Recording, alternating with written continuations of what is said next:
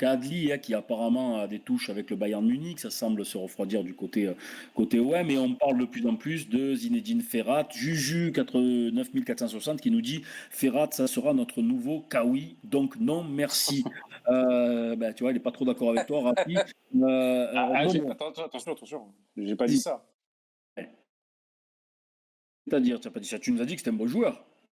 Il a été un bon joueur, il faut mettre les choses dans le contexte. Il a été un bon joueur pour le niveau olympique qui a fini 19e ou 20e. Donc il a quand même su tirer son épingle du jeu dans une petite équipe. Est-ce qu'il a les épaules pour aller s'imposer dans un club comme l'OM? Là, c'est quand même une autre question. Pour le niveau olympique, il a été un bon joueur, il a eu des bonnes stats. Pour une équipe qui a été reléguée, il a eu quand même des bonnes stats. C'est ça que j'ai voulu dire. Voilà. D'accord. Remis les choses à leur place. Mimir37 qui nous dit avant de laisser la parole à Momo, je suis algérien, supporter de l'équipe d'Algérie et bof. Belaïli est bien meilleur. Même Belmadi s'en passe facilement. Bon joueur pour un milieu de tableau, mais à l'OM, il ne supportera pas.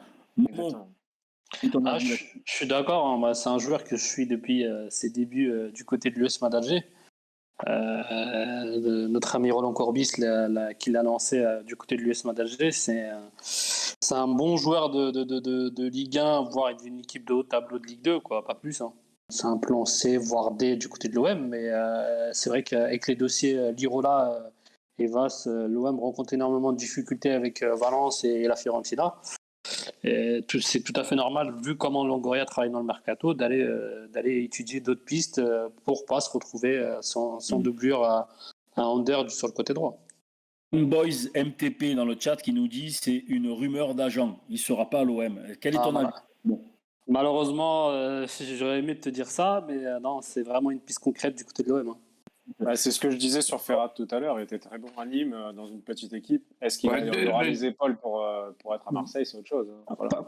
Par contre, en termes de pression concernant Zino Ferrat, c'est quelqu'un qui a joué quand même à l'USMA d'Alger, l'un des clubs les plus populaires d'Algérie, où il jouait dans des stades à plus de 60 000 supporters, où ça pousse énormément. Je pense que la pression, il n'y aura aucun souci à gérer de ce côté-là.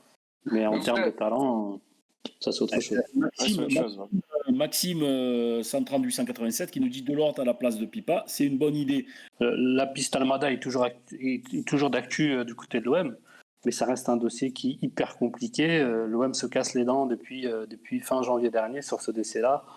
T'as du côté argentin, du côté de Vélez, demande énormément d'argent pour ce transfert. Richard, qu'est-ce qui nous manque à cet effectif selon toi? Déjà l'arrière droit, hein, donc j'espère que Lirola ça va se décanter. J'ai pas bonne intuition, hein, parce que ça traîne en longueur. Bref, j'espère que si c'est pas lui, on va en trouver un autre qui tient la route.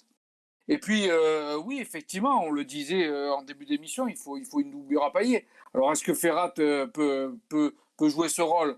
Notre ami là vient de dire que c'est un ailier, donc pour moi c'est une piste à abandonner. J'espère qu'ils vont pas gaspiller de l'argent mal à propos. Donc il faut à tout prix une doublure à pailler.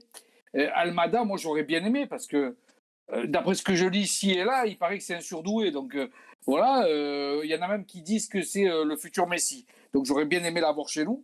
D'ailleurs, je salue notre ami Ed qui est en vacances actuellement, qui a une info concernant Colado.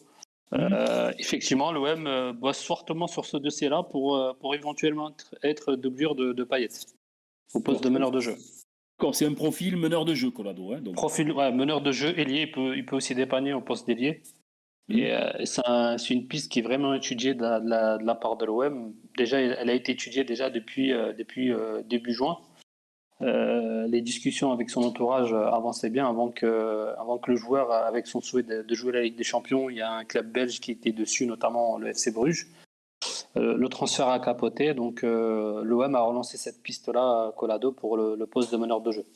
Il y a un joueur qui est, on le sent, hein, qui est poussé vers la sortie par le staff, par les dirigeants et par l'entraîneur, c'est Pipa Benedetto. On compte plus vraiment sur lui. Hein. Encore une fois, on préfère adapter à un autre système de jeu plutôt que de le titulariser. On l'a vu encore ce week-end. Est-ce qu'on en sait un peu plus? Est-ce que la piste sévillane est toujours aussi chaude? Et qu'est-ce que tu peux nous en dire? Et si jamais ça se fait, Est-ce que tu as quelques biscuits concernant son éventuel remplaçant? Son éventuel remplaçant, on va commencer par là, a déjà été identifié depuis un long moment et c'est la piste prioritaire en cas de départ de Pipa Benedetto, c'est Giovanni Simeone, qui est un joueur de Cagliari, c'est la piste privilégiée du côté de l'OM. C'est vrai que Pipa Benedetto, c'est un dossier qui devrait très très vite bouger, normalement courant de la semaine, voire début de semaine prochaine. Son destin devrait être du côté de l'Espagne, notamment du côté du Betis Séville. Côté départ, Caleta et Camara, Momo. Où on en est? Des infos? Ça avance? Caleta Car, ça avance énormément du côté de l'Angleterre. Hein. Il y a des clubs qui sont en train de faire des propositions à son entourage et pas encore à l'OM à l'instant T. Le joueur a envie de partir également, donc je pense que son destin d'ici une dizaine de jours sera réglé du côté de l'Angleterre. Et par contre, l'un de ses remplaçants qui a été identifié, hein, c'est l'info qu'on avait donnée la semaine dernière, que Di Marzio avait sorti avant nous, c'est que l'OM a déjà un accord de principe avec Maximovic, l'ancien défenseur de Naples, qui est libre actuellement. C'est le défenseur qui est identifié par l'OM. Il y a déjà un accord salarial, un accord sur la durée de contrat et le joueur est en position d'attente. Quid alors du coup de Van de Ven, le jeune néerlandais de Volendam? Van de Ven rentre dans la politique de Longoria d'avoir un groupe élite et d'avoir des joueurs de post-formation. Donc il y a des discussions avec son entourage sont bien avancées et avec son club. Donc je pense qu'un accord pourrait être trouvé dans les prochains jours. Donc on pourrait faire Van de Ven plus Maximovic en cas de départ. Exactement. Le dossier Coutinho. Écoute, hein, c'est vrai que comme on l'avait révélé chez nous, qui a été repris par plusieurs médias, c'est vrai que l'OM a travaillé sur le dossier Coutinho. Malheureusement, à l'instant T, j'ai pas d'infos à vous donner là-dessus. Hein. L'OM a vraiment travaillé sur le dossier.